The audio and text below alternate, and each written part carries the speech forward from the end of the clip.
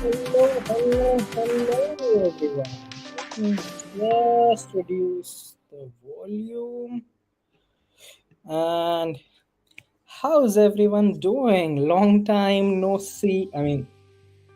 Yeah, you know this expression, what I'm trying to say here. But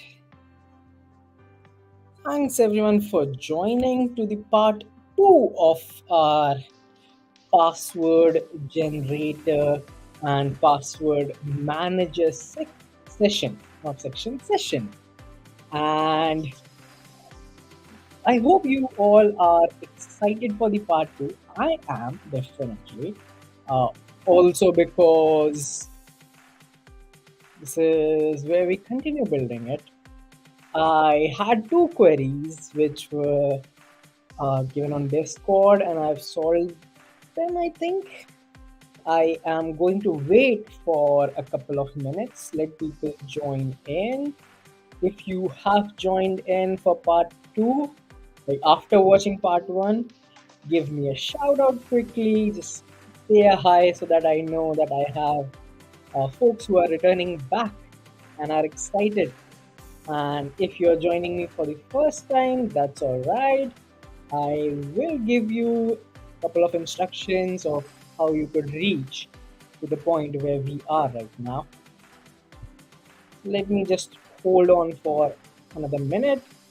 Meanwhile, if you have any questions, any queries from part one specifically, like you have followed along and you're stuck somewhere, feel free to ask it. Feel free to put it in chat on Twitch, put it on the Security Week channel on Discord. Yeah, that's it. That's what I would like to say.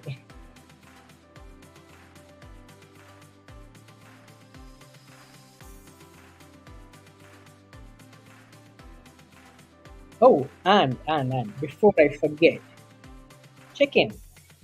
Check in for part two. So let me quickly put that message here in chat.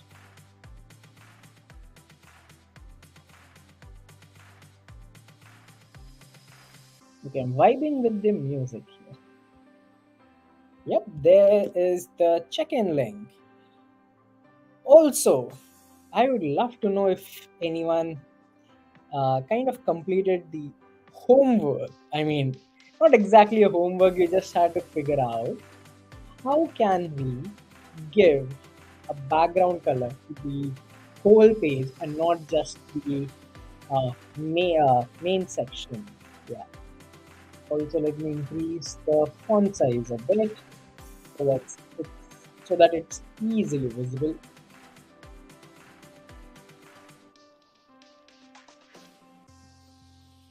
Okay, doke. I think I have quite a few number of people who have joined back.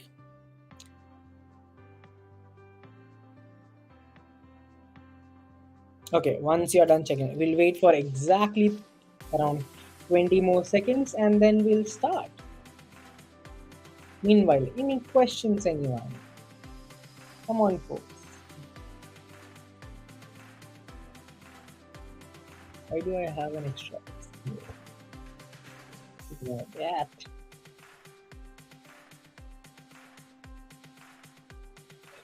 Perfect. Let's get started. Let me just remove the background music. And yeah, I think I should be clearly audible now. Once again, hi everyone. Welcome back to the part two of our password generator and password manager session. If you are joining me for the first time, welcome. What are we building? We are building a password generator dashboard where we had first designed how it would look like. We will have a generate password button, clicking on which should populate this password section, and we should be able to see the password here. there should be a copy button which will allow us to copy the password that has been generated. uh, I'd give you a hint. This is a read only input box. Then there would be another box, another input, which would allow us to enter a website URL. So, along with the password and website URL, we should be able to save it. There will be a save button to save it. And finally, where are we going to save it? Not in our, like, we'll not download it, even though it looks like a download button. So the save button, it is going to save it in index.tb. If you don't know what is an index.tb, go on any tab in Chrome or Firefox or even Edge. We had finally debugged that part. And just do a right click and inspect element or whatever it is called in the browser that you are using, and go on to, you'll find this elements, console, sources, network. Go on to the application tab. If you can't find it, click on this double arrow, which if you hover over it, it says it's called as more tabs. Click on that and you should be able to you should find the application. Okay, so example, if I go click on this, then I find these things and I can click on the application tab. In the application tab, you can find the storage. And in storage, there are multiple types of storage. There is something called as a local storage. There is something called as a session storage. As you can see, this is what I have in my session storage. And there is something called as an index.tb. Okay, it's an indexed database, and that is where we are going to save everything that we basically generate. Okay, the password along with the website URL. And when we save it, then we'll use a table where we are going to display whatever we have saved. Finally, we'll do add some bells and whistles, as I said my manager used to likes to call it. Add some fluff around it and embellish it with some designs and some extra features and all those. But this is the bare minimum that we'll build. Along with that, I had received an idea to make the table scrollable. So we'll try and see if we can make it scrollable. Any other ideas which you think can be implemented in this? Like, not very big enough, because this is a beginner's session. Uh, with bits and pieces which would be kind of heavy duty on JavaScript side. And if you're not very familiar with JavaScript, you might find it a bit confusing, but I'll try my best to break it down to as easy concepts as possible. But again, at any time you feel like you're not understanding, feel free to put it in chat.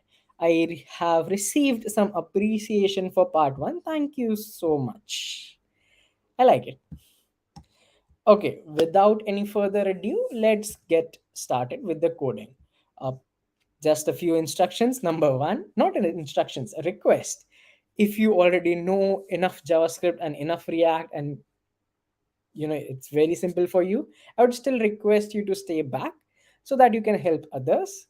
Number two, if you want to follow along with me, create an account on Replit. I will Let me also share my REPL. Think so it should be visible. Okay, don't take my words for it, definitely, but I think you should be able to see the code at least. Okay, we can actually confirm that. Let me open an incognito tab. Let me paste this. Okay, yep. If you open the link that I have shared, then let it just load and you can find everything. There is this option of hide code. So if you can't see the code, then you have to click on the show code and you should be able to see the code.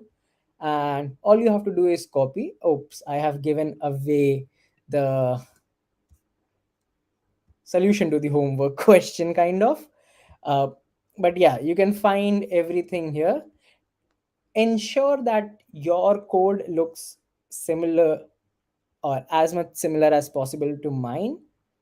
The changes that you have to do are in these files: app.css, app.jsx, index.jsx, mainpage.jsx, tailwind.config.js, and package.json. Okay, these are some important files that you have to keep an eye on and basically copy paste it, if yeah, like, to come to speed as soon as possible.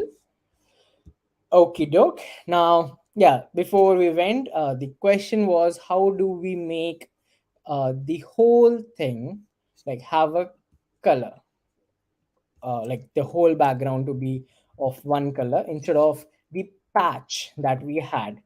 So what we had done previously, now you don't have to do this right now, I am just showing. But what we had done was, let's say we had done a bg red dash 700 to add a background color. The problem was it was only encompassing this part of the page. Okay, and someone said because we are giving it to main, and I said, can we change it to a div, and will that work?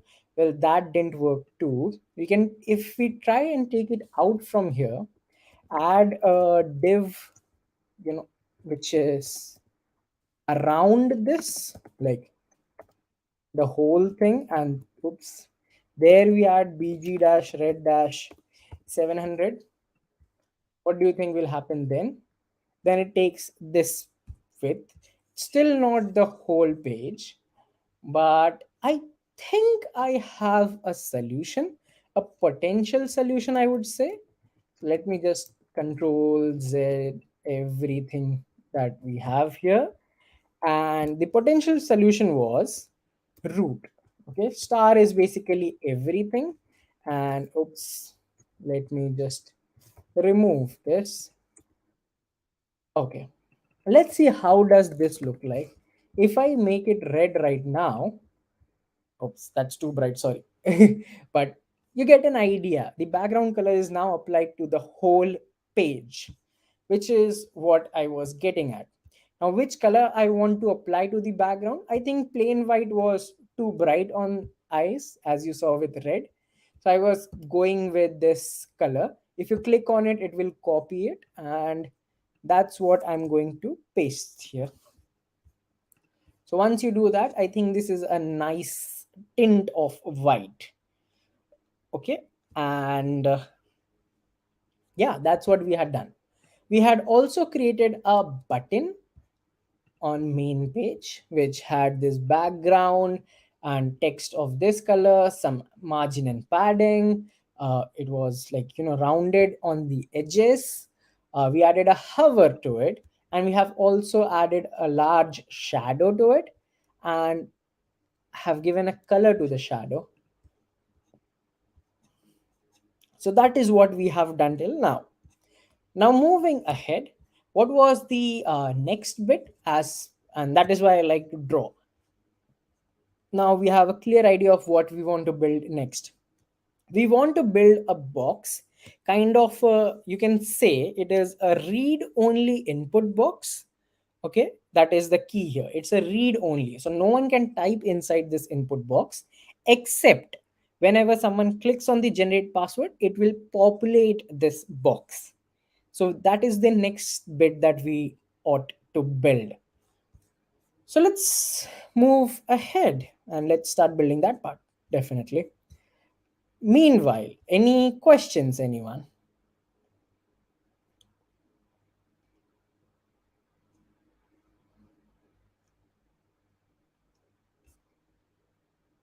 Okay, perfect.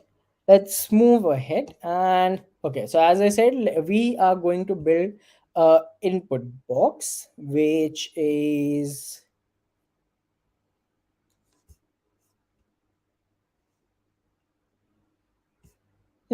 read only. Cool. Uh,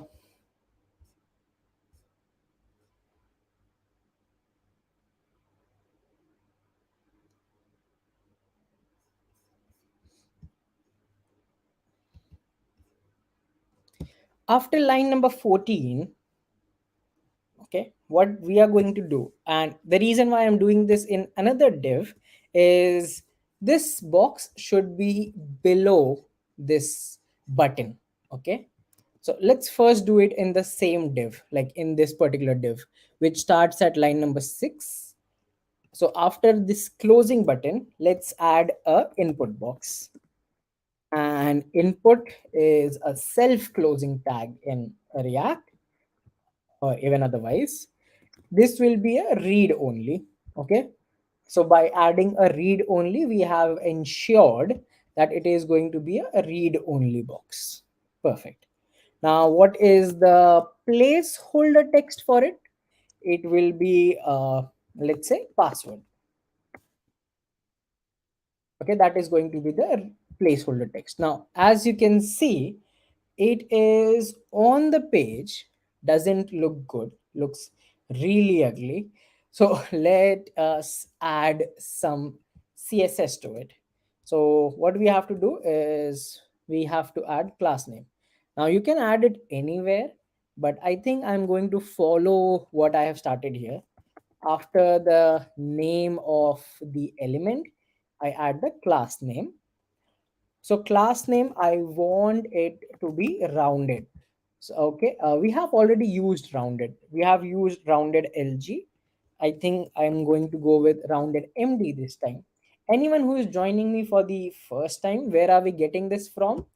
From Tailwind CSS documentation. So if you go to the home page, go on docs, quick search, and just search for, like I've already searched it, but you can search for rounded corners. You will get the documentation which says what you have to do for whatever like you want here.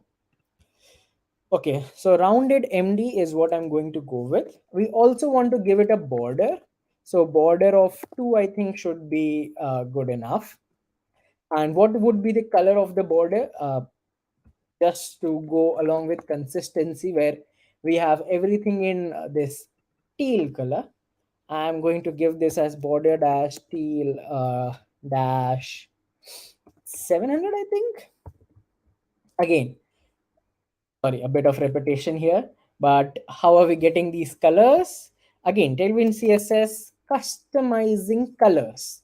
Okay, customizing colors. And this is where all the color names are. There is a teal. And when you do a border or text or BG, these are three things that you can remember. BG is background, text is text color, of course, and you can do a border color too. And then you give a border dash. What is the name of the color? You can give this cyan, emerald green, orange, amber, yellow, like whatever you see here. And then again a dash, and which number from 50 to 950, these are the colors. 50, 100, 200, 300, 400, up to 950. That's, these are the numbers that you can use. So I have added this. Now let's see how it looks like. Okay, not bad. What else? What else? What else? We'll do the same thing that we had done with the button, which is to add some padding. Okay, so we had added some padding on the x-axis by adding a px dash 3.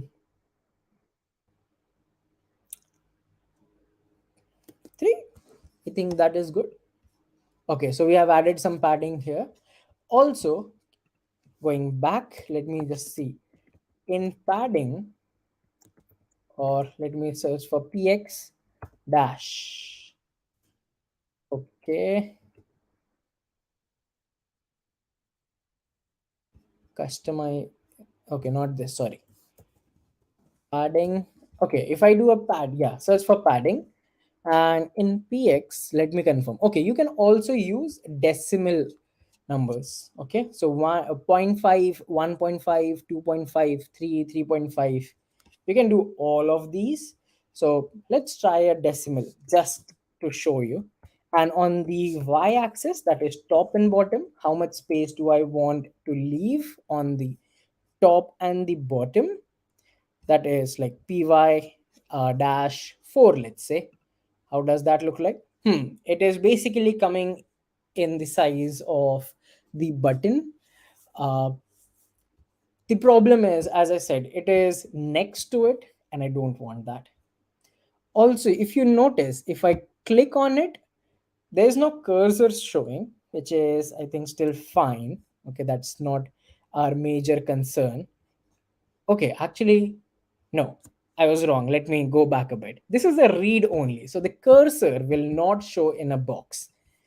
If I remove this read only, if I take that out, then you can see the cursor inside it and you can type inside it. But this read only property, that is what does the magic of not showing the cursor. But you see, when I click on it, it gives a blue border instead of teal. Let me just zoom in too much for you to see exactly what I mean. But if I go out, it gives the steel border. And if I click in, it gives this blue border. Again, a kind of a homework. How do you remove this? Okay, it has something to do with focus, that like focus or something very similar to focus. That is the only hint I am going to give right now. Okay, now I want to take this in the next line. One of the easy ways is add a div around it, a division, you can say, and let it load, and it's done. Okay, that's how you can take it in the next line. Now there is one more thing which kind of uh, concerns me here, which is uh, what would be the text color inside this thing. Okay, so we can also change that. So I'm going to say that the text should be teal dash 900. Okay, or 950, more like that was the maximum that I can give it. And what else? The width of this input box. Yes, that is another concern. What should be the width of this input box? Let me just zoom out a bit. So this is currently what it looks like. Okay, zoomed out perfectly. And yeah, we also don't have any space between the button and this input box. There should be some space, some height, I would say. So one way to give the height would be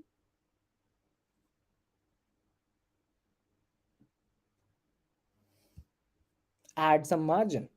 So I can add a margin. Now again, you can put it anywhere. I'm going to, let's say, add it here, my, or you can also do a mt. Mt is margin on the top, and my is on the y axis. So top and bottom. So mt dash 4. Oops. Yeah. And okay, that gave it the some margin. Okay, now it's not sticking anymore.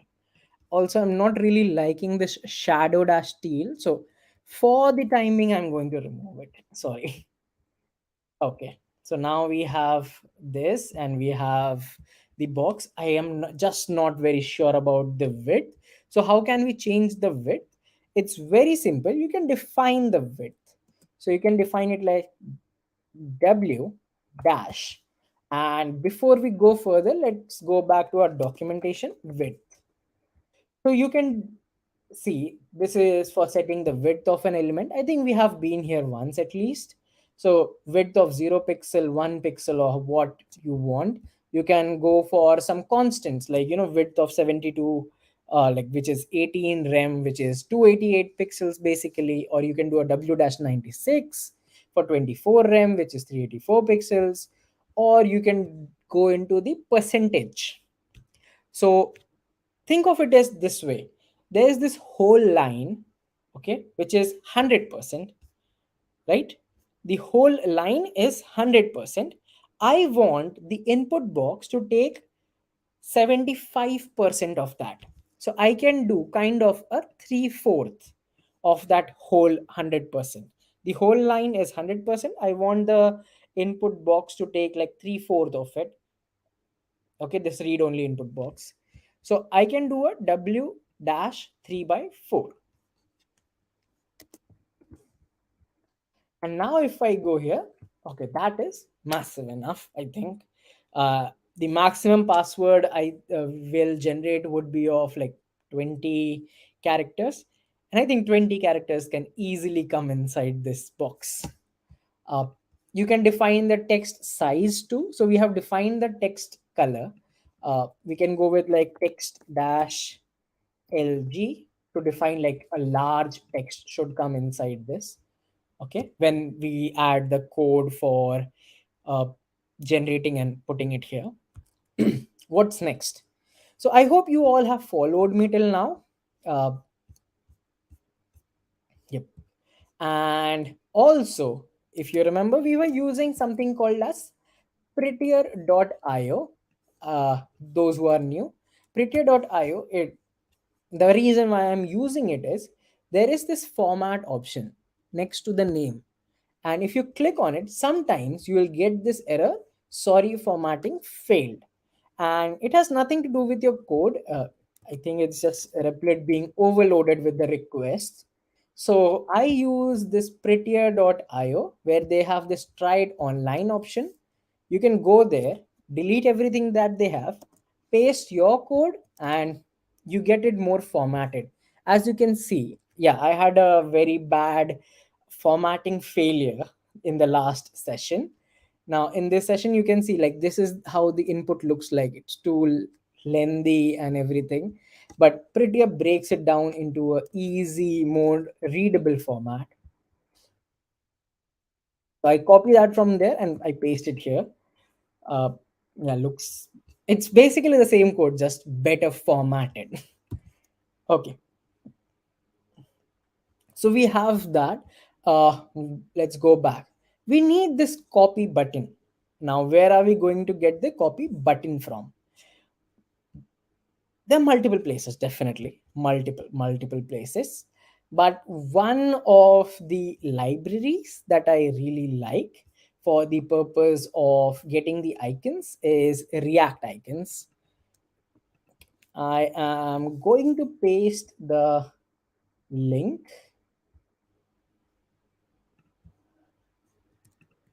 I don't know why I did that.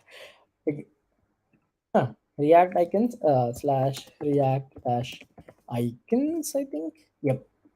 Okay, I'm going to paste this link in the chat.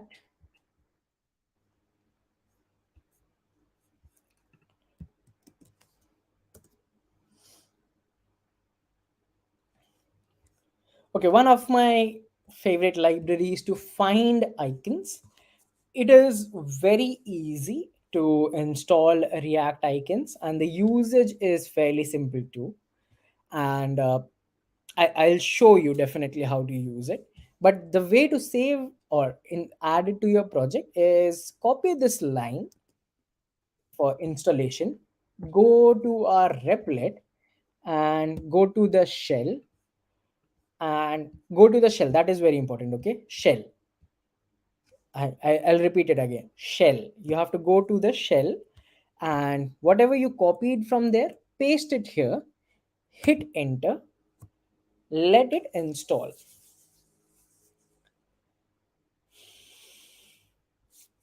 Perfect.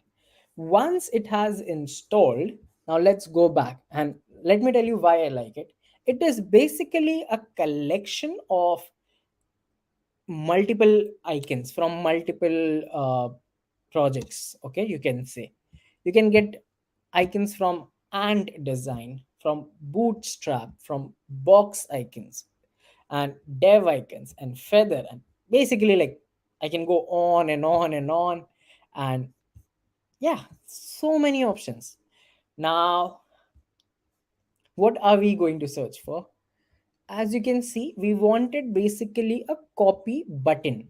So let's go to React icons and here search for copy. So once you search for copy, you will find a ton of icons which are loading. It's basically checking what all options they have, and these are the options. Okay, these are the options that you can use in your project. Now we can choose any of these icons. To be frank, I like the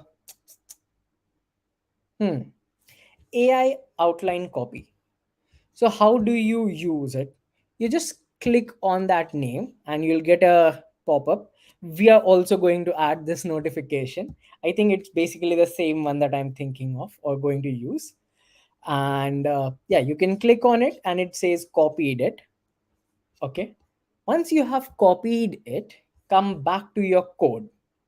Okay, that is very important, of course. Once you come back to your code, you see this input and you see this is where it is closing. Below that, you can open an angled bracket, paste what you have copied, and just do a self closing again.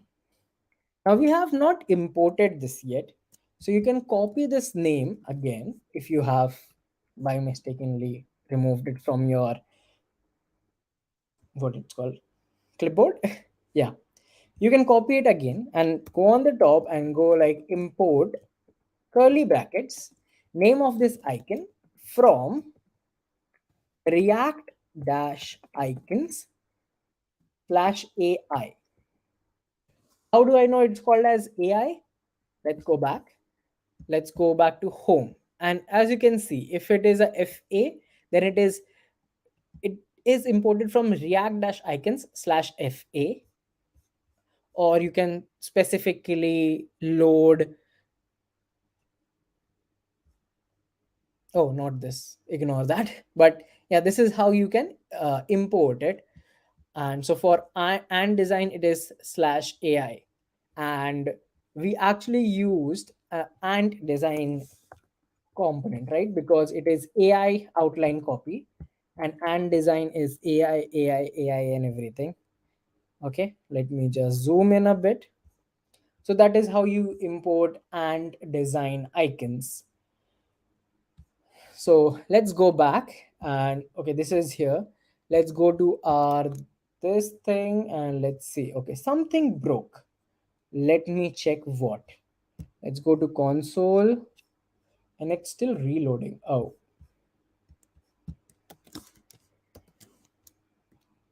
yeah, it was just reloading.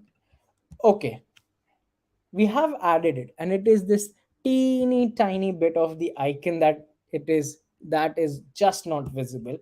How do I increase the size? There are multiple ways to do it, but one of the ways that they suggest is if you go all the way to bottom of the home page of React icons, click on that GitHub and scroll down. This is more or less their documentation, and just keep on scrolling down. You'll find this table of configuration where you can see color is it has the option to add a color which is initially undefined and it is inherited from whatever is wrapped around it. It has a size of 1 m.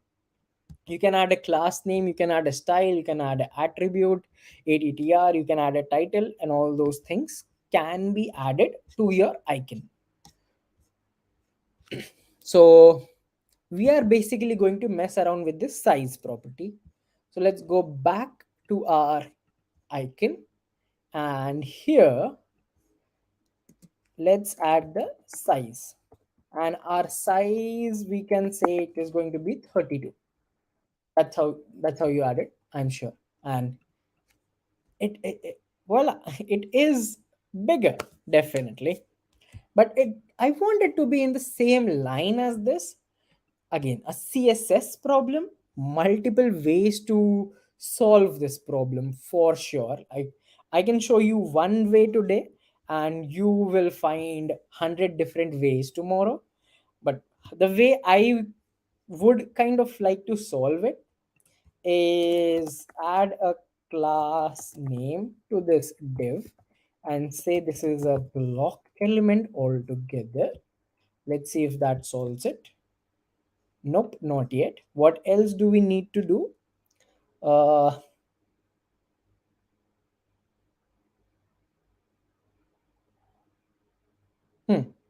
Interesting. This needs to have some parent around it. I can add a button around this thing, and okay, now it is there. So it needs some parent around it. A button would be a fair enough choice. Reason being, it is going to be a button. Okay. Now I'm going to give it a class name, which is going to be like on the left. It is too close to this. So I'm going to give it a ML dash 4. And what else? We can also give it a title. So what is this title thing that is going to do? So if you hover over it and you just wait for some time, there's no change, nothing happens, but you can give it a title. And a title property is basically for kind of, you can think, screen readers to read like what is this, but this icon. So if you add a title and now if you hover over it, you can see this is a copy button. So bits and pieces of, you can say, accessibility. We are also learning more about that. So that's how you can add a button around it, and yeah, do add a margin left so that there is some gap between these two. And what else? I think 32 is still small size. Can we go like a bit bigger? 40. Yep, that is nice. But now it is aligned to the top. Very simple solution would be to just bring it a bit down. So my dash 2, like top bottom, oops, empty. Hmm, interesting. What is happening? CSS fail again? I hope not. Let's try this on this one. Can we do a class name here? Yeah, I mean, we can add a class name there. That is for sure. But why is it not adding to it? Can anyone think of a reason why it's not?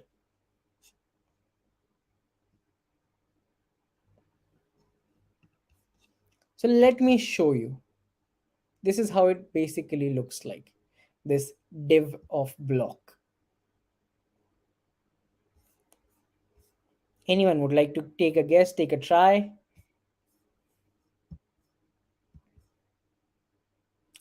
I mean, the solution is kind of in front.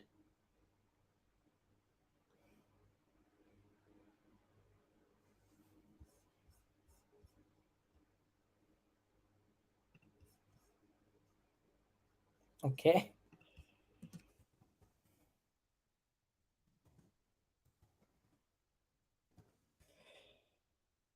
Okay. No worries. I'm going to leave the CSS parts, at least for now, and we'll come back to it definitely. As I said, once we start adding the bells and whistles, that's when we'll come back to it. But one thing that we can change is the color of this icon. So if you remember from the GitHub, you can give it a color. You can also give it a class name. So in the class name, I'm going to,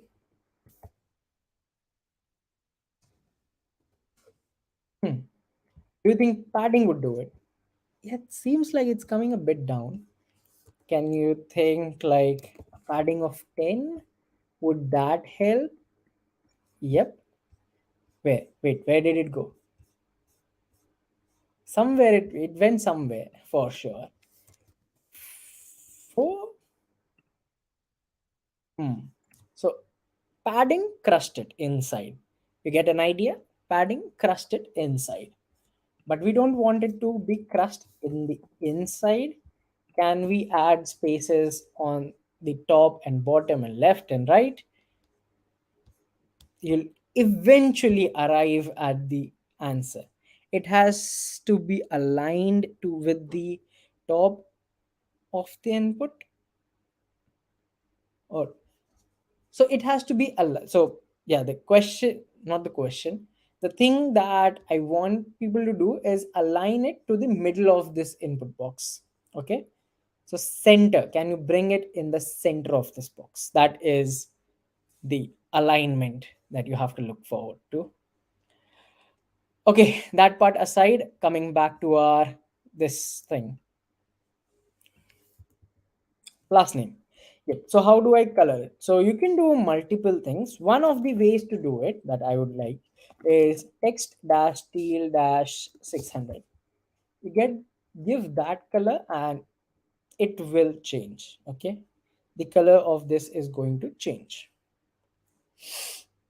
So that's one way to give color to the icon, and I'm going to leave it at this way actually, I think.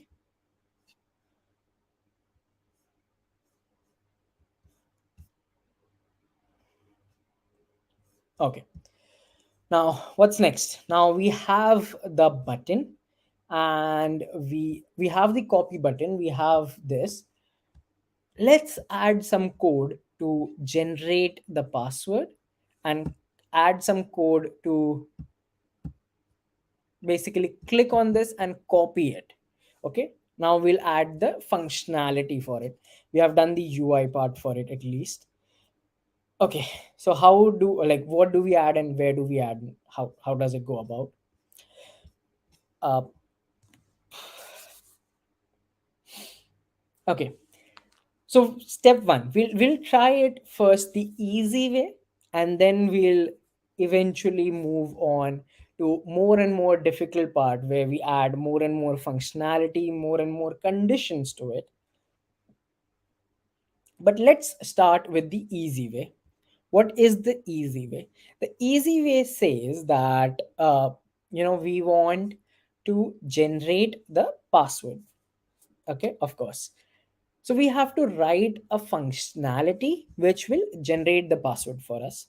So let's add that functionality. Now, in this main page, above the return, as you please have a clear look of where I am writing this code. Okay, between this function declaration and this return, this is where we are going to write that code. So we add a const, okay, a variable declaration, generated password, we can say. And this is a function where inside this we'll first do the bare minimum, which is const, let's say a random password is equal to, we can do something called as a math dot random. Now where is this coming from? So if you have heard about MDN docs, and I had that open, so I'm going to search for math dot random. From math dot random, you can use it to basically generate a random number. So let's run this. The first one, get random 3, it, the expected output is between 0 1 or 2. Okay, and if you just do a math dot random, then it is going to give you a decimal value, you can say, between 0 and 1. Okay, so math dot random gives you a value between 0 and 1. That's what it does. Now you can multiply it by this max, which can be any number. And once you do that, then it multiplies, like, let's say if it's 0, 0 multiplied by 3 would give you, let's say, 0. If math dot random gives 0.8, then 0.8 multiplied by 3, okay, uh, that is what it is going to do. So if I run it again and again and again and again, also let me just take this out. And again, like as you can see, the values keep changing. So it is nearly random. I don't know if it was visible properly, but I hope so it was. Okay, nearly random. So we are going to use this idea. Also, this math.floor, what is happening? So zero, let's say math.random gives 0 0.8 and the max is 3. So 0 0.8 multiplied by 3, what is it is going to give you? 2.4. And math.floor takes that value on the down end. So math.floor of 2.4 is going to be 2. Okay, takes like floors it. The nearest whole number, you can say, uh, on the downward side. That is what math.floor does, which we are going to use right now. So we are going to do a math.random, and we are going to, let's say, we can multiply it by anything that we want. I'm going to multiply it by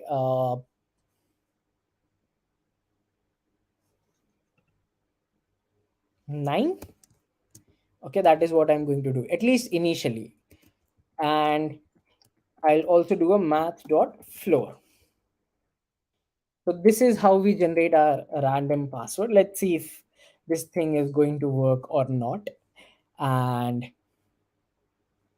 then we have to save this. Now, basically, to save something, you can call it as saving the state of the variable, the value of the variable, the state of the variable. That is what you want to save. Like something has changed, I need to update the value of the variable. So for that, React has something which is very interesting. uh, it has a hook called as use state hook. Okay, so you can think of use state like, this is not the correct definition, but for the purpose of understanding, I would say it is basically a hook which allows you to have two variables. uh Not two variables. Oh yeah, two variables.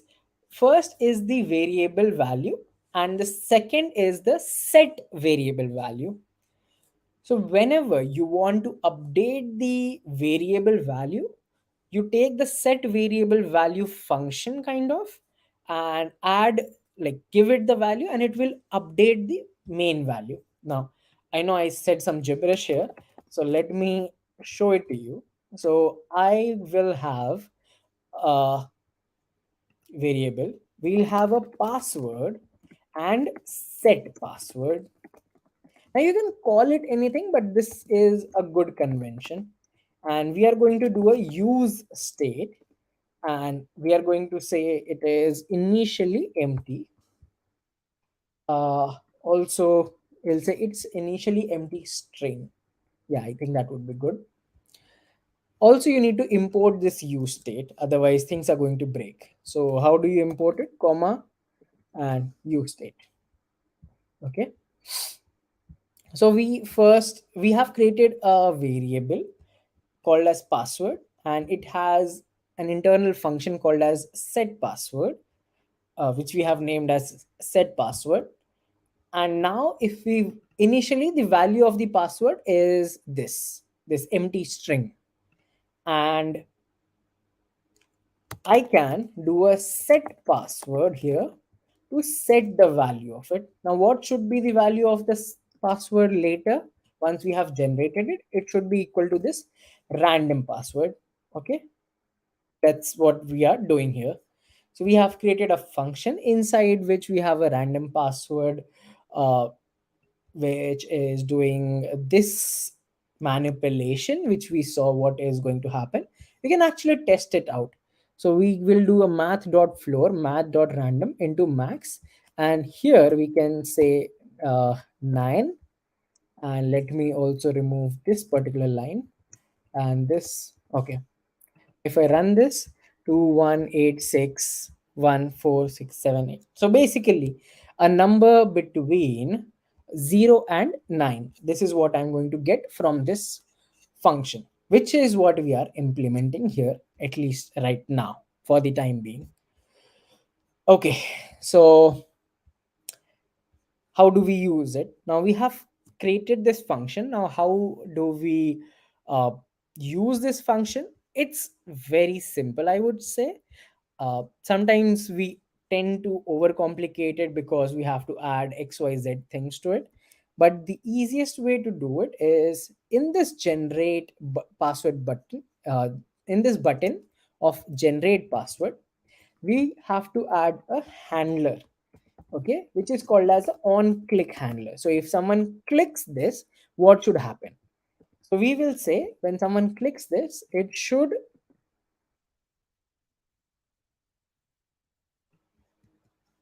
okay, let's rename this. Instead of a generated password, I am going to call it generate password.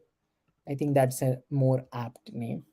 So if someone clicks this, call this function, okay, you have to call this function. That's what you have to do. Perfect, we have done that. And we can also do a console log here. Okay, console.log. And what should we console log? We can console log the random password. So let's go back and see. We'll open the console. Let me clear this. If I click on this, yep, it is generating these numbers. It is generating some random numbers, okay, between 0 and 9, it seems. Yep, it is doing that, but it is still not showing in this box. Like, the whole purpose of that box was to show the password that we generated. So how do I go about it? Again, really simple. If on click of this button you generate the password, then take the value and show it here. So the value is going to be password. Okay,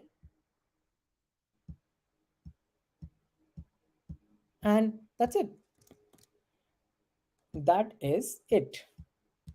On click, and you can see that it generates and generates and generates. And yeah, any questions, anyone? At least till now, we have done two things. We wrote a function to generate the password. We created this uState variable also, and all we did was in the button we added a handler to handle uh, what should happen on click of that button. So that's why we added a on click handler, which took the function that we had created, the generate password, and whatever value or is coming, which I said gets stored by default in this first variable. So when you do a set password, that's how you set the value. I think this is too large. I don't know. Okay, I'll keep this font size. So once you set the password, that's use the set password function. That's how you pass the value to it, and it gets assigned to this variable, and that is what we are using here, using that value here. Okay, that is it. Let me just prettify it a teeny tiny bit so that it is more readable, hopefully. Or it seems to be less readable now. No, it's more readable, definitely more readable. And yeah, that is how we have added the generate password option. We have shown it. We'll also do two more things before we go on a break. The first thing is, which I found really interesting right now, is generate password. It generates a password, which is nice. The only problem is I feel that there should be an icon which suggests that you can click on it again and again, kind of redo or reload. So we'll go back to our React icons and let's search for reload.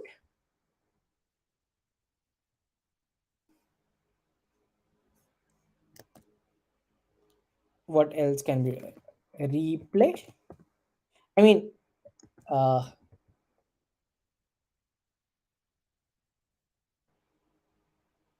what will we call it? I think reload is the only thing that comes to mind, at least for now, for me. Anything else that you think we can kind of call it? Refresh. Hmm. Refresh is also one thing that we can call it. And basically, we can choose any icon here. Uh, let's pick this one. So you click on it, it copies it. You kind of know the deal now. You go here, you open it, and you add that, and you close it, and you have to import this. Now this is coming from fi refresh, so need to import it again because it is coming kind of from a different folder, you can say. Okay, one way to think of it is different folder. So it is coming from react dash icons, and it is not coming from ai, it is coming from fi. That's one way to think about it. We can also define the size for it. So size equals to, let's say, start with 32, and let's go here. And this looks fine. There's this background color across it, around it, which I don't like right now.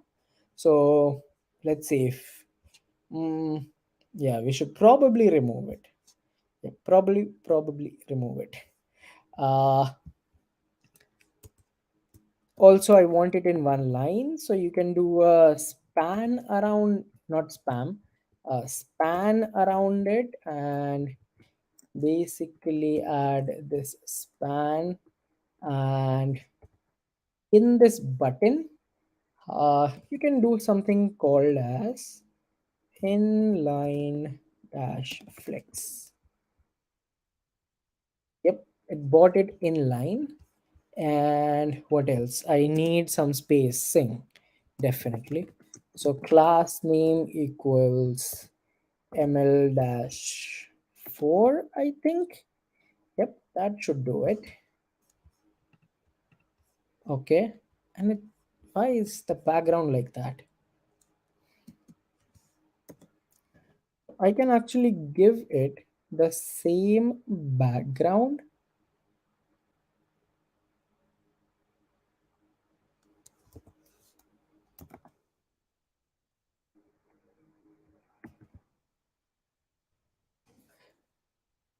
Would that work?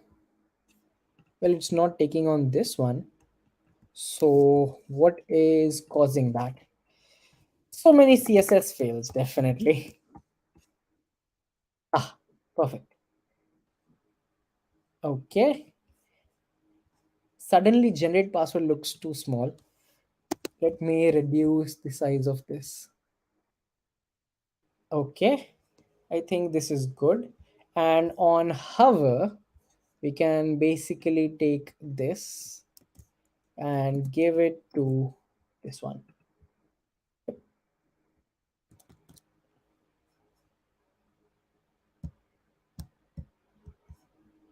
Hmm.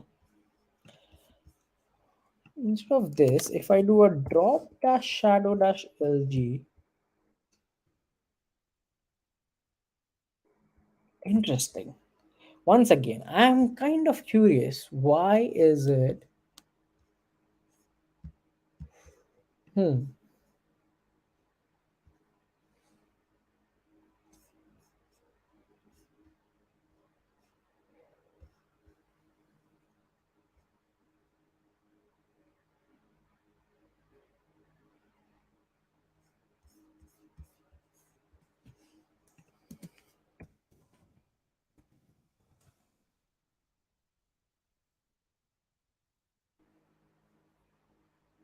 Hmm.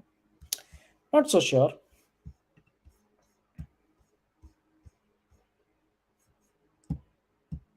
Perfect.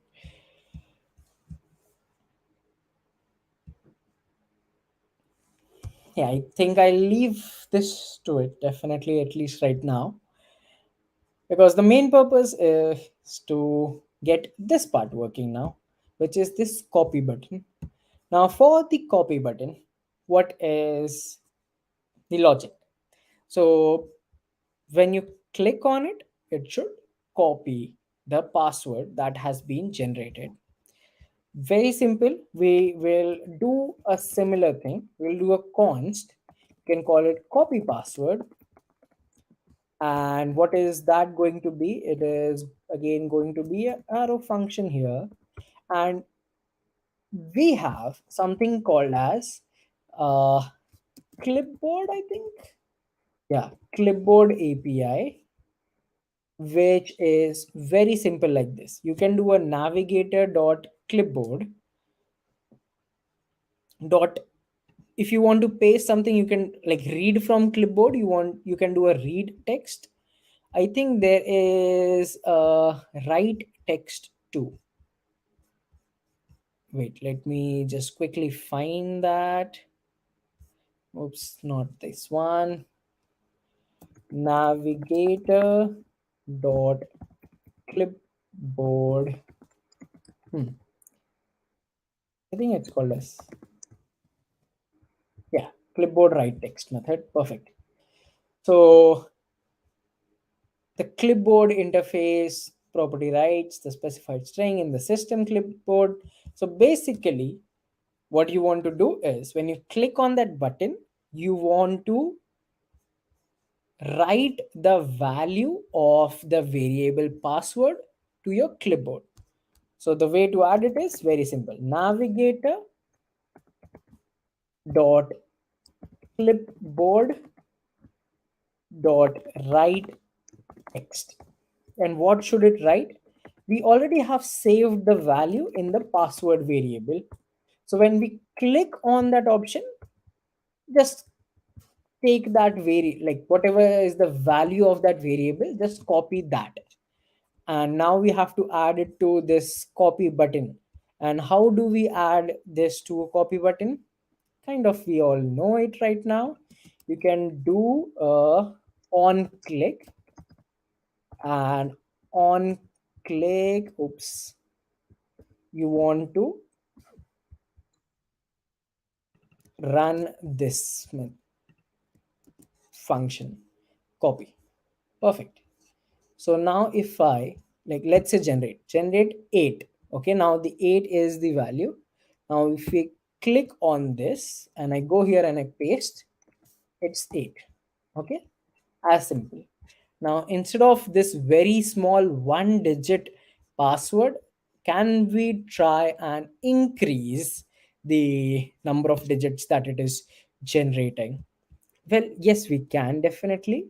One way to do it is, let's start from the beginning. We do a math dot random. So that will generate a decimal value. Okay, a big long decimal value. Now we want to convert it to a string. Okay, dot to string. And what else? What else do we want to do?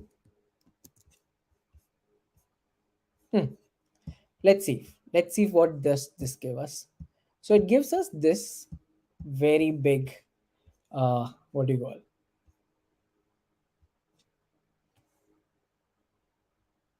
a password generator that uses your lead.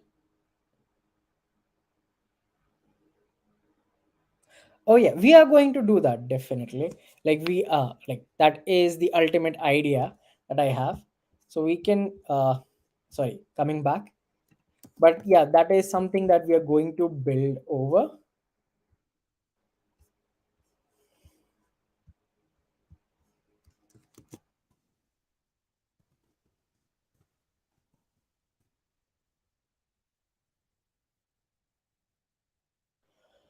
Okay,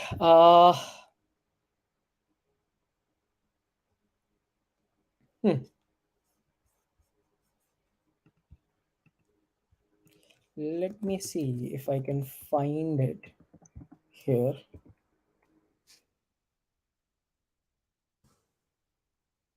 Number dot prototype dot to string. Yep, here it is.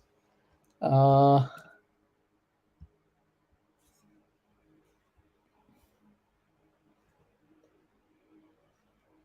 Okay, this is too big. So let me actually quickly show you a demo.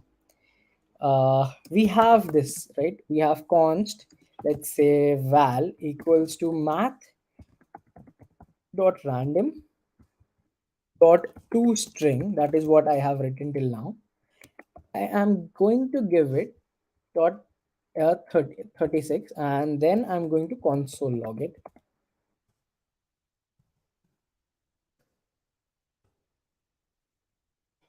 Val. If I run it, you see what is happening? It is converting these numbers to letters. Okay, it is converting these numbers to letters. So this is what is happening. So inside this, inside the to string, when you pass a number, it is basically an integer between 2 through 36, specifying the base to use for representing the number value. Default is 10, which is a decimal number. But if you go for 36, it basically kind of gives you letters representation. That is a clever way to run a math dot random and then get uh what do you call, a letter representation of it. So that is what we are going to do here. I'm going to add 36 here. Now let's go back and reload this, and as you can see, it is bit to, it is always 0 point and something. Okay, we can actually, if we want,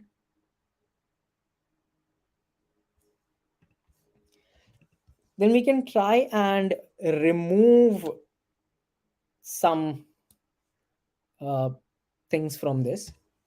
One way is we can just take the last some characters. So 1, 2, 3, 4, 5, 6, 7, 8, 9, 10.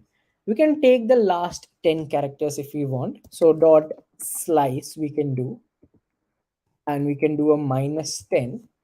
So if we do this, then what is going to happen? It is now not going to start from 0 dot, and it will give you uh, yeah, some values here, which would be a mix of numbers and letters.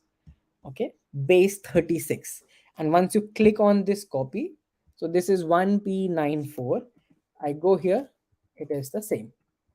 Now there is no feedback coming. When I click on this copy, there is no feedback which suggests that, hey, this is copied. Okay, we have copied this to your clipboard.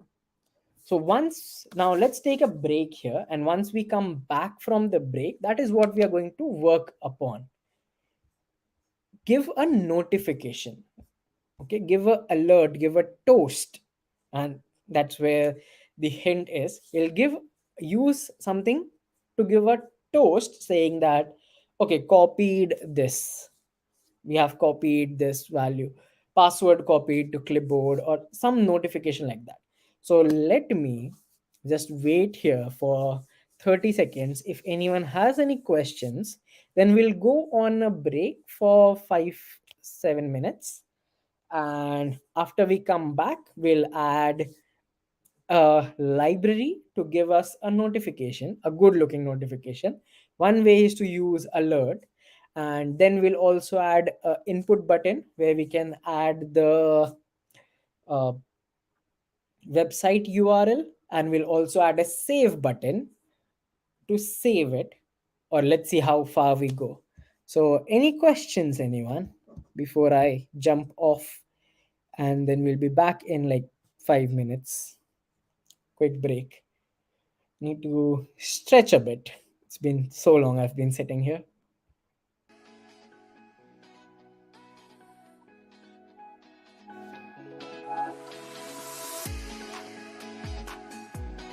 Okay, doke.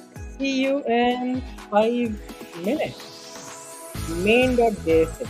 I don't think I'll be able to paste it, but I can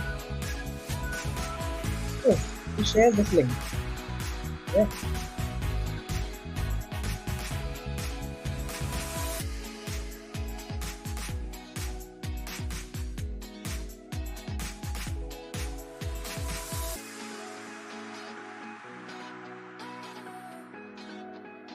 No problem.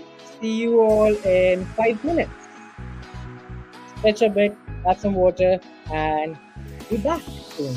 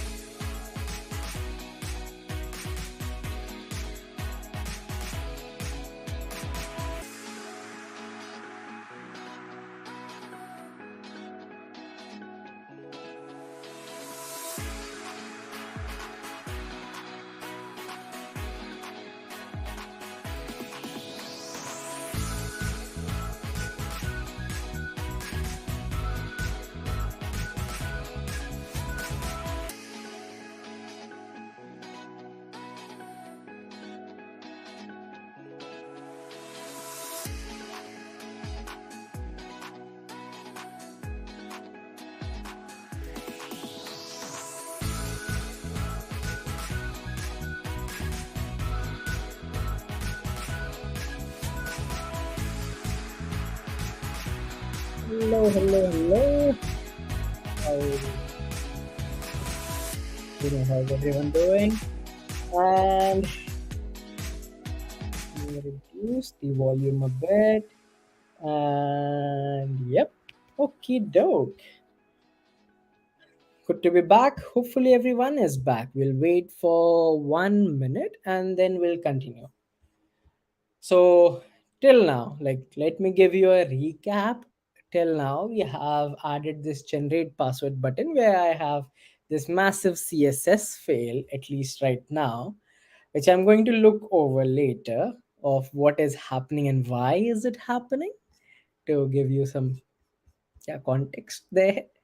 And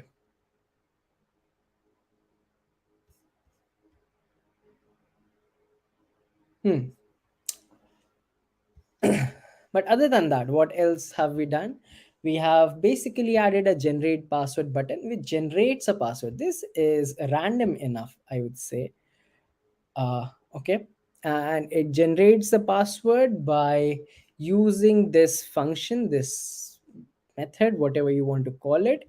I can remove the console log from it, and it generates a password by using math.random.toString with this number, which is a radix, which basically tells it to convert the number which base you want. And once we got that, we saw that for every run, everything after the decimal point is changing, but not before the decimal point. It is still 0 point something. So that is why we did this dot slice, where we took the last 10 digits, basically kind of after the decimal point.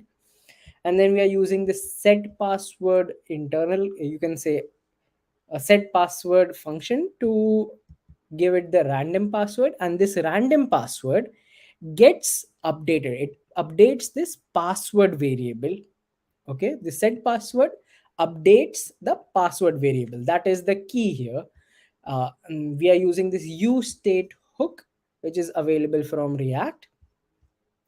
And then we added it to the button on click function, you can say, on click handler, you can say, like multiple things you can tell it, you can say. And it basically, we gave it the name of the function here. And once we gave it the name of the function, it generated, and it gave it set the value of this password variable.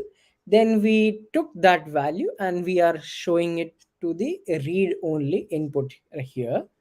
We also added a copy button which copies the password to clipboard. And we wrote this very simple function for it to copy password to clipboard. Okay, really, really, really simple. So this is basically the navigator API, kind of, you can say. Okay. The problem was that whenever we click on this copy, okay, it changes the cursor to a pointer. Okay, it becomes a hand, but it's still not, it doesn't give a feedback that okay, successfully copied the password or something. There should be some feedback, definitely. So for the purpose of that feedback, I am going to use something called as a React hot toast. React hot toast, there is this make me a toast option. If you click on it, you can see how how the notification comes. This is very random again. Sometimes it will say burned, or the here's your toast. Okay, it's check or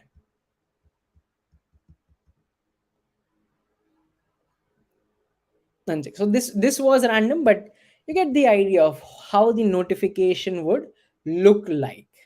Okay, so that is what we are going to use to show notification. Now they say it is easy to use, and let me tell you, it really is very easy to use. So we'll go to the documentation. The first thing that they say is install it, of course. So we are going to copy that line, come to our code, go to the shell. Okay, that is very important. Go to the shell, and so many things here. Let me just do a clear. And now we are going to paste that command that we had copied and then hit enter. Let it install React Hot Toast. So once we have added React Hot Toast, let's go back to the documentation. And they say it's very easy to very basic usage is just do a import toast comma toaster. Like the names, very funky. Import toast comma toaster from React Hot Toast, which is good. And then you can do a toast, and here is your toast. So we will copy this. Okay, toast comma here is your toast. That is what we are going to copy. And in the copy password function that we had created, let me just take this out from here.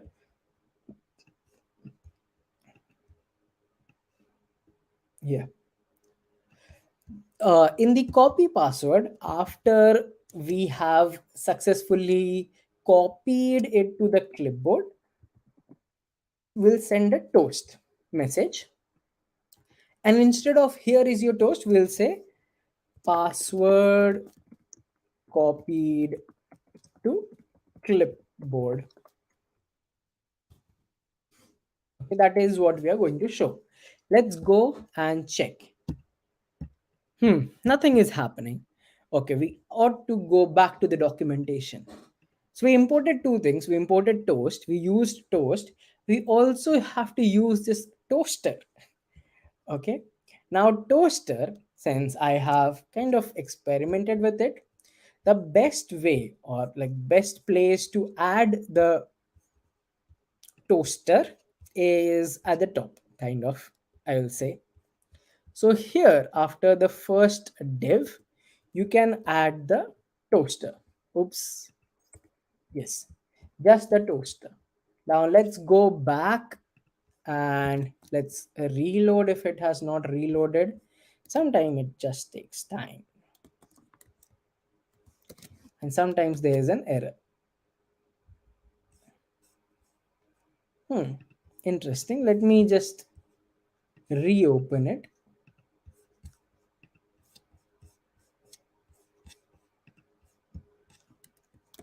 Very interesting.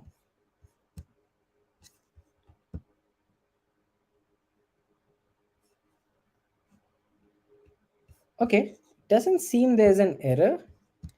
It's still not showing it, which I find really interesting.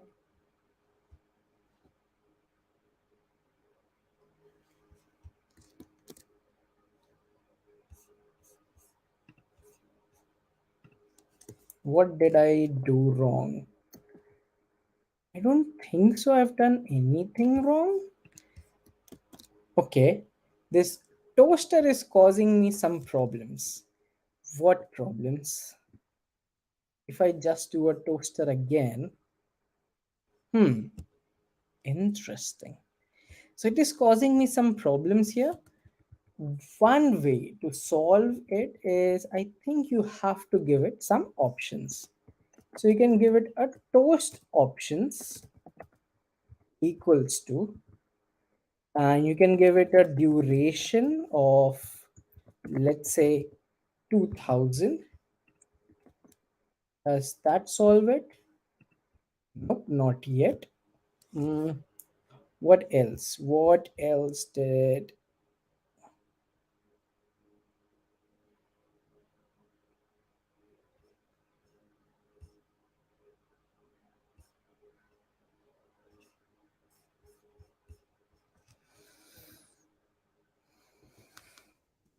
Let me see. Let me add the class name to.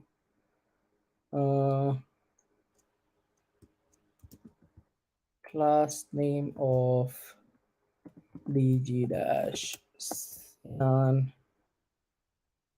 dash 800 text dash cyan dash 100. And what else? Also, let me see if I am missing something. I apologize for this. I just don't understand why is toast being a problem. I don't see any errors in the console.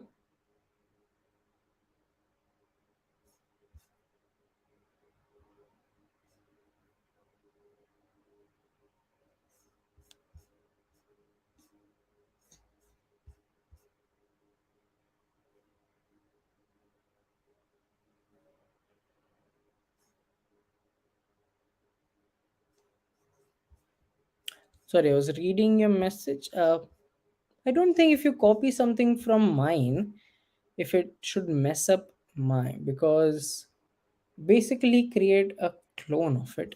So I don't think that is the issue exactly. Let me see what does this show. Nothing.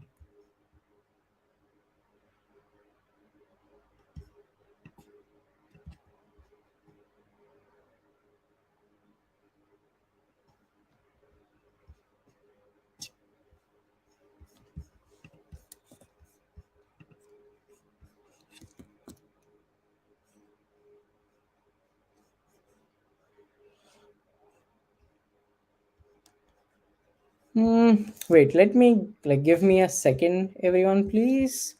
Let me see what is missing here. If I remove this, it probably works fine. Yep. So it has something to do with the toaster for sure, that I have realized. But toaster works the way it should work.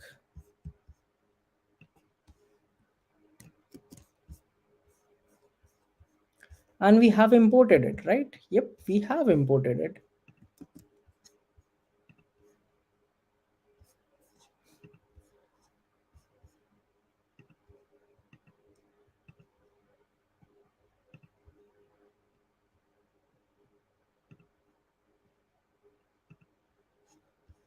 Okay, elements exist too. Everything exists properly, but it's still not able to load it, which is what I find really interesting.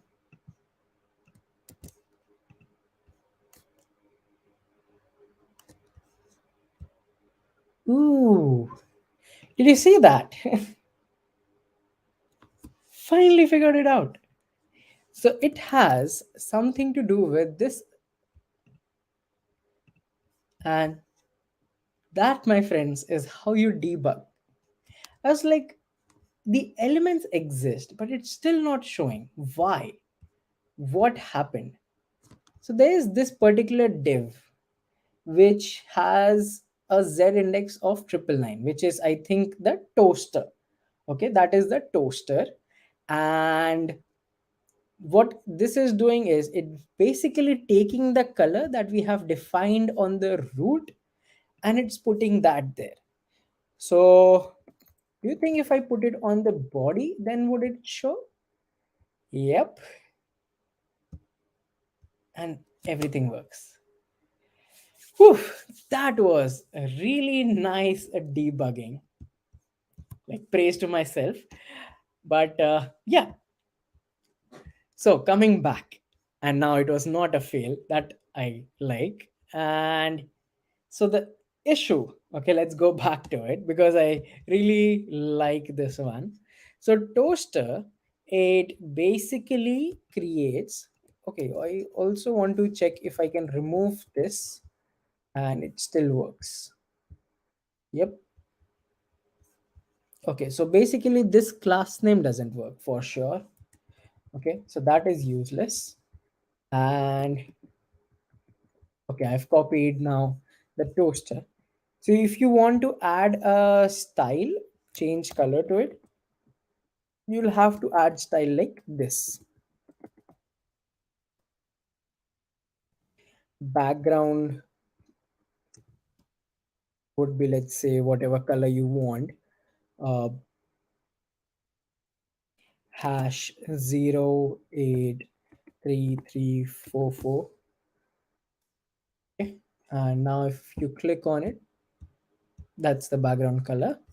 And I also want a different text color for sure. So you can change that using the color property.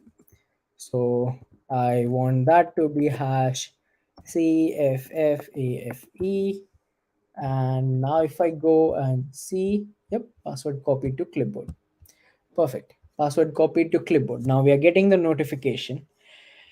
Okay. And yeah, so the error was basically in app.css where we had initially given the color to the root, and that was causing a problem because toaster, it sits on top of everything else. And if it is sitting on top of everything else, it also follows the css rules, checks the color that you have added to the root, and it was showing that color over all the elements, which is why everything was, it felt like everything is hidden. But that was not the case, it was still there. So to solve it, we changed this from star to body, and now everything looks fine and works, which is what we want. And now if I copy it, it gives me a notification, and I can paste it, and you can see that it is the proper one. Okay. uh, if I reload this page, this is empty. So if I click on this and I paste it, nothing gets pasted, which is fine, which is correct, right? Which basically means that uh, there was nothing to paste, but I think that's a bad way. Okay, so if I click on this and it says password copied to clipboard, there's no password. Okay, there is no password. So again, coming back to you, a very simple check you can do is if password, then you do this. Okay, if and only if there is a password, that's when you show that toast. And as you can see, I'm literally clicking on it. I can't like make you hear the clicks, but now it's not copying it. But if there is a password, then it copies that. Okay, a very simple and effective check. Now let me once again copy this all, go to Prettier to format it, and copy that over from there, come back here, paste it, just,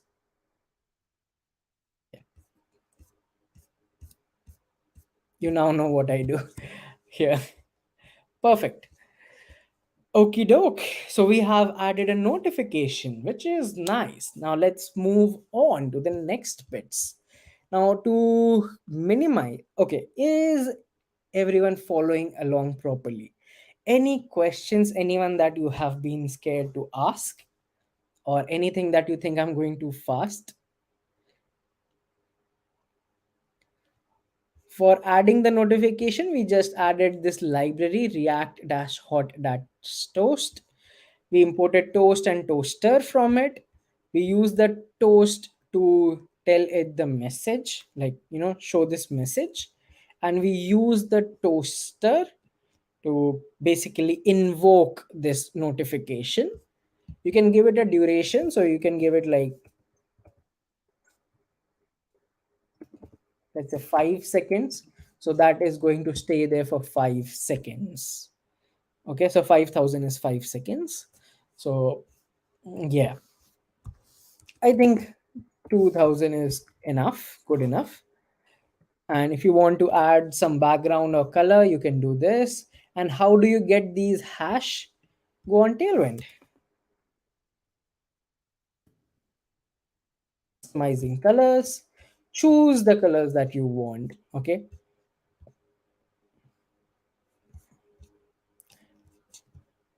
Mm, just click on it. It will copy the hex color for it and just paste it there, and there you have it. Okie doke.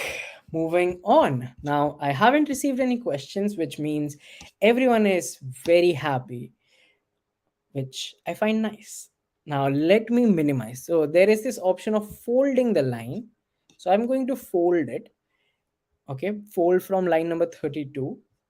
Why? Because that ways, this is the first bit, which is this part is complete. Now let's move to the second bit. What is the second bit? A input box which has the option to add the website URL and a save button. Okay, these are the two things that we have to add.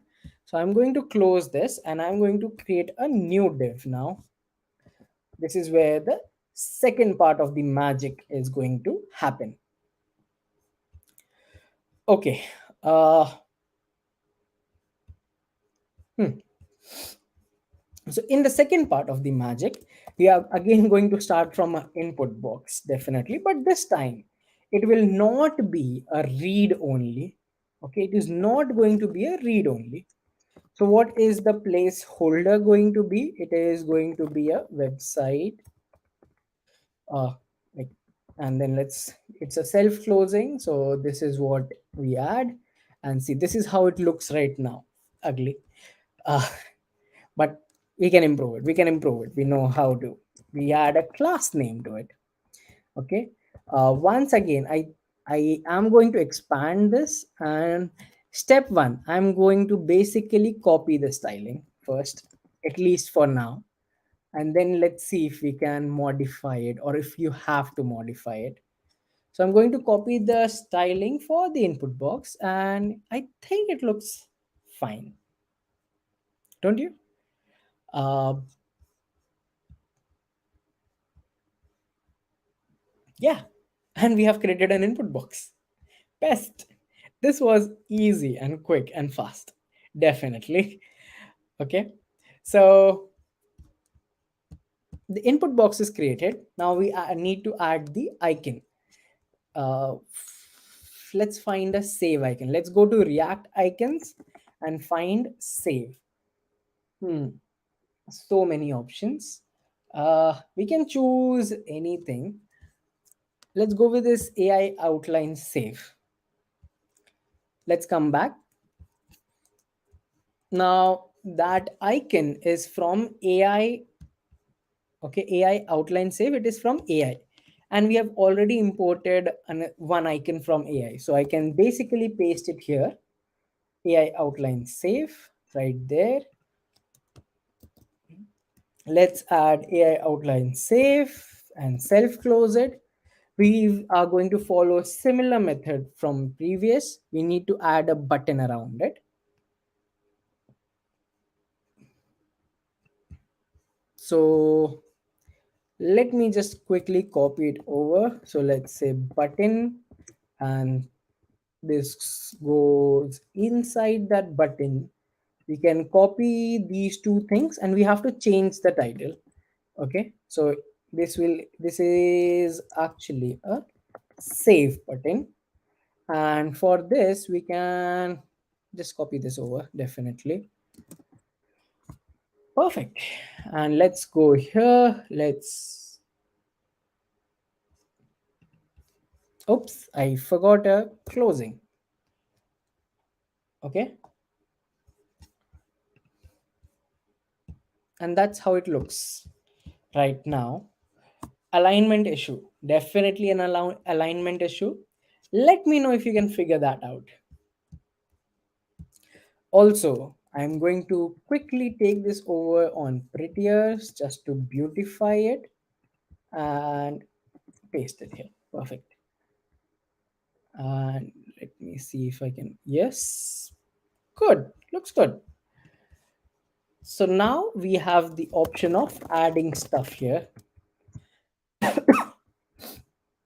and we also have the save button. Now let's write the code for the save button, at least for the beginning part. we are going to just show the password in the console. Okay, that's what we are going to do.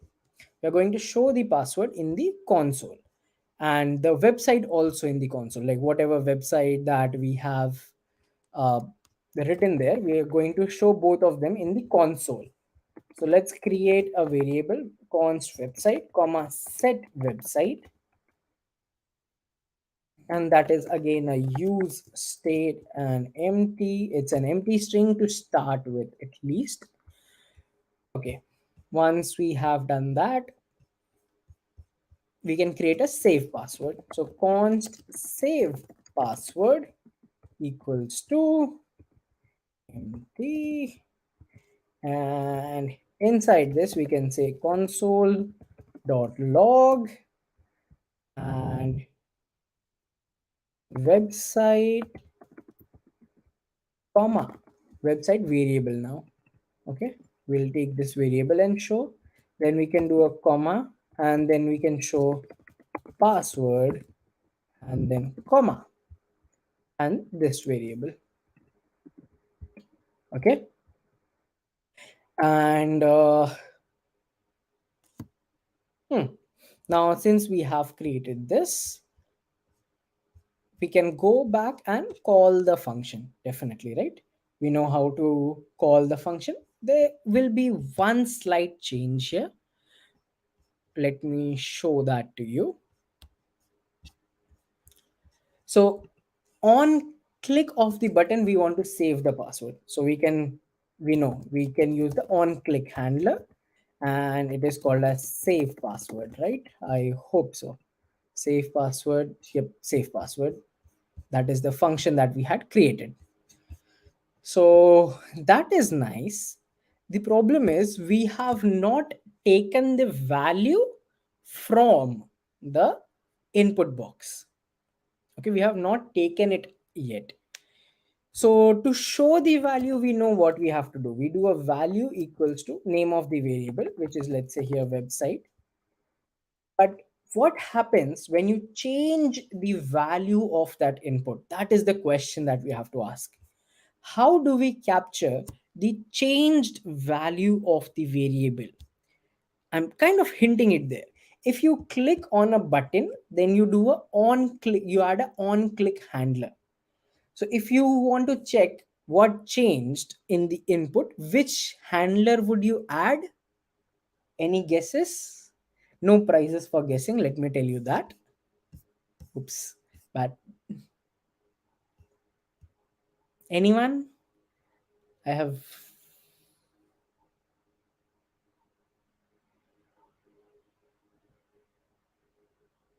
on change. Yep. Yep. Perfect. So we are going to add a on change handler here. Okay, on change. Now in on change, now they now this is where it differs slightly. So an input has an event associated with it. On change, event is associated with an input. So when this event changes, we can get a value out of it. It is called as event dot target dot value. Simple way to understand it is whenever you write something, okay, whenever you change the value of an input, it triggers this internal event. And what is the value of that input box, in that input box? If you want to get that, you can do a event dot target dot value. That will tell you what is being written in that input box. Now once we have that value, we are going to use the set website to set the value. To which variable? Set the value to the website variable. We have already done it once. When we did it with set password, we used this set password to set the password to random password of password variable. I think I've said password too many times now, but I hope you're getting the idea. Similarly, when the event changes, you can capture the value of that input box using event.target.value, and you will take that value and use the set website function, you can say, which is here, and use that to set or change or update the value of website variable. Okay, and now let me open the console and reload it, remove everything that is not supposed to be there, click on generate password, and let's say abc.com. And if I click on save, as you can see there in the console, it shows me perfectly. I think there's an extra space here. Why is this space coming? I think because of this. I have added an extra space here. Okay. Now, instead of ABC, I can do, let's say, def.com. And yeah, password copy to clipboard, generate password, save. And yep, you're getting an idea, right? Now, if I reload this, okay, let me just clear this and I try to save it. It is still running, which is a bad idea. So we can uh, again add a very simple conditional check. If password and website, like basically if both the values exist. Now, would someone like to take a guess whether this is going to work or not?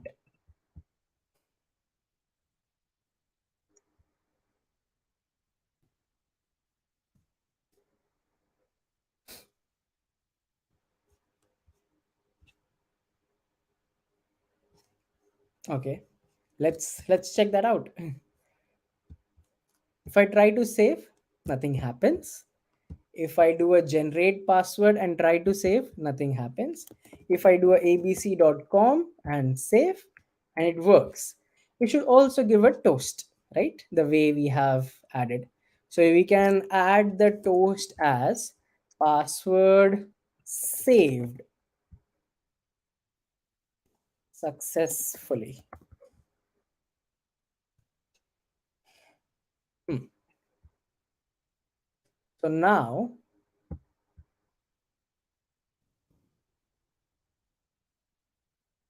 password saved successfully. Perfect. So we have added the second part of the functionality, which is very simple, as generate the password, add the website URL and save it. Right now we are not saving it anywhere except for showing it in console, but we'll also uh, before we go on to save it to IndexedDB, which I think would be a session for tomorrow because it's like just 10 minutes to my session end, and I don't want you all to leave in between, like, kind of hanging. So let's do some more stuff which is related to this. Some other stuff which I was actually planning for tomorrow, but I'll do it today. Number one is the website URL. Okay. Now, website URL, uh, it is very interesting. I can actually add just ABC and save it, and that is going to work too. But ABC is not a website URL, right?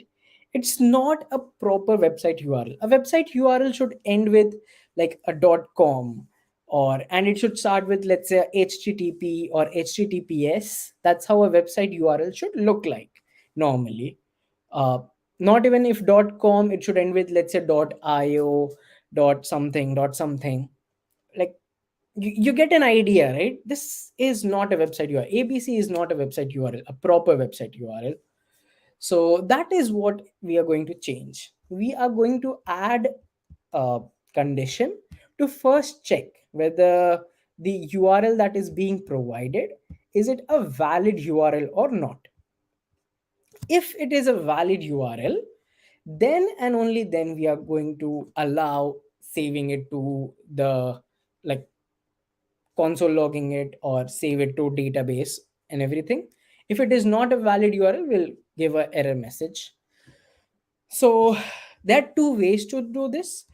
The way I like is anything which is not React and which can be extracted out. It's not very much dependent on this project or on this page. It is not dependent to main page. It is not dependent to this particular project. It is kind of universal.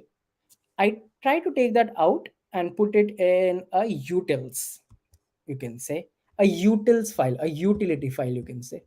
So I'm going to go on this kebab menu here, click on add file and create a utils.js. Now notice this name, it is a JavaScript file. It is not a JSX file, which is basically my way of telling it's not a React file. So we are not going to do import React from React. Okay, here we can define the URL pattern. So a variable, let's say URL pattern equals to, now I have the, now I'm not sure whether this is the correct pronunciation. Don't hold me to it. I have the regex pattern or regex pattern. I'm not sure. So I am going to paste this in chat, but let me first show you how it works and then I'll paste it in chat and you can copy it. Uh, Trust me, this is not mine. I Googled it, found it on Stack Overflow. So thanks, Stack Overflow. Uh, so I have created, this is a URL pattern. And what we are going to do is we are going to create a function which we are going to export it from this file, of course. We'll call this function as isValidURL. And what does this do? It takes the URL as a parameter and it checks. Okay, it basically returns a true or false and it checks if the URL pattern dot test URL. Okay, we can also do a console log here, console.log, just to show you like what is going to happen. Kind of, you can think of it, you can think it is a uh, true false statement. So is valid URL, we are exporting it from this file. So we were also exporting our components that we had created, like main page .jsx. We are exporting using export default because there is only one thing which is being exported from this whole page, this whole file. So that is why we are using export default. But from utils, we are going to add more helper functions here, which is why I'm doing a export function. Okay, not a export default, first thing. Second thing, I also like, again, this is a very personal preference. You don't have to do it this way. But whenever I create, like, again, me, okay, I'm stressing more on it. Whenever I create something and it like some page and it is a React thing, then I do use const way of defining the function and then do a export default.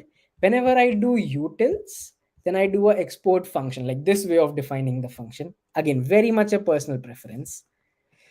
So let's take this is valid URL and I'm going to import it here. Import, and again, a difference is of even in importing, there is a difference. When you export it from a JS file and you have an export function and not an export default, it means there will be more functions that are going to come in and it is going to be exported from this file.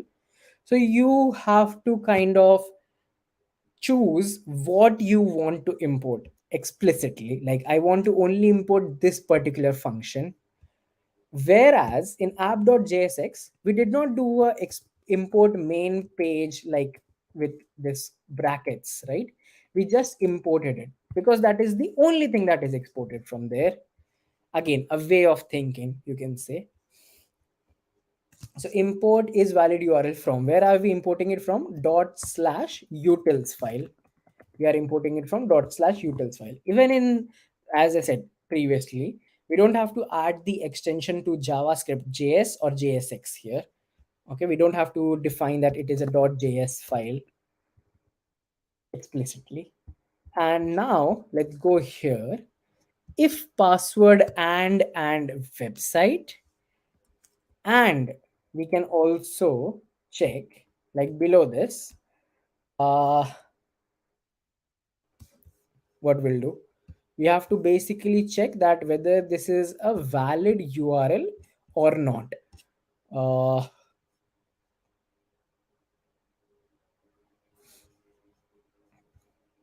we can just work on this condition, and is valid URL of what, of the website variable. If everything is there, then this, else we can add a else here, and we can say toast enter valid website and slash or password.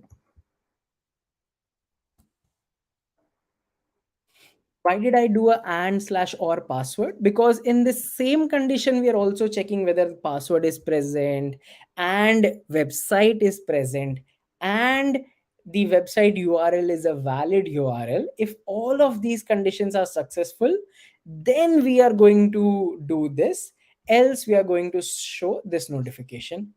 Let's test this out. uh, Suddenly I don't have too much belief on my code, so let's test this out.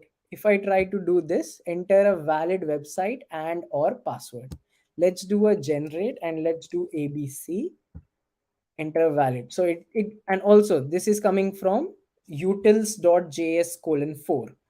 Okay, which if you remember is this utils.js colon 4, which is fourth line, and it gave a false. But if I do a abc.com, password saved successfully. Okay. Yep. And it's also giving truth. It's a valid one. If I do a https colon slash slash and this, yep, that is also working fine. If I do a abc.io, or more like let's do a GHW, or even let's say mlh.io, if I do that, yep, it is working perfectly fine. Okay, so you can use this URL pattern, and this is the whole code that you have to write in the utils. I have shared it in the chat. Actually, you can remove the console log line right now. Like, it was just to show you what it returns, whether it returns a true or a false, and now you know what it returns, right?